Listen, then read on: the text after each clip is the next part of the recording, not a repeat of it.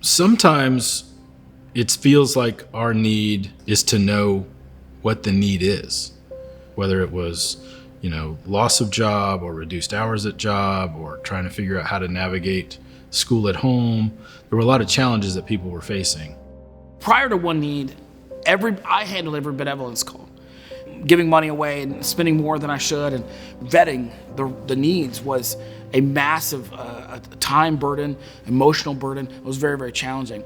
Partly because it was hard for me to even identify like which need did I need to focus on, which one took priority, which one was someone who was bouncing from church to church. What OneNeed did immediately, like day one, is it took away the burden of vetting off of my shoulders.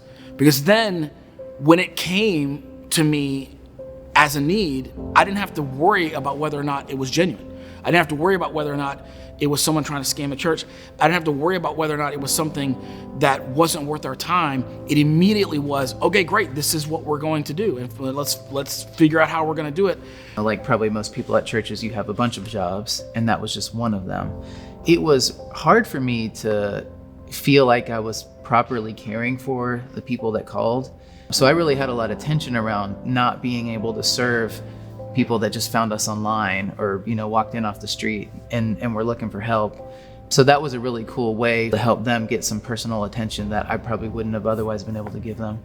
Everyone that comes in with a financial situation believes that their situation is urgent and that because it's urgent, we need to respond in urgency. There are times where we're not able to provide a need because it's actually the best thing for the person.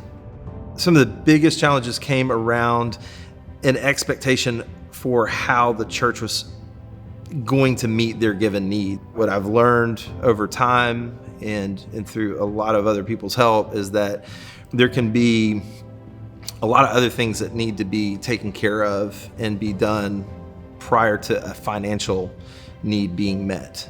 I work in our financial mentoring and in the benevolence department. And, sometimes things in benevolence are messy, right? And it's not always clean cut. A lot of the people that will come to the church that you meet with a couple minutes and you just don't really have the time to just hear their whole story. It sounds like somebody that's just looking for money. OneNeed has been able to talk to them and dig a little bit deeper and really get to some situations where it's like, wow, this person really, really does need help and would be in a much better place if we could just help a little bit.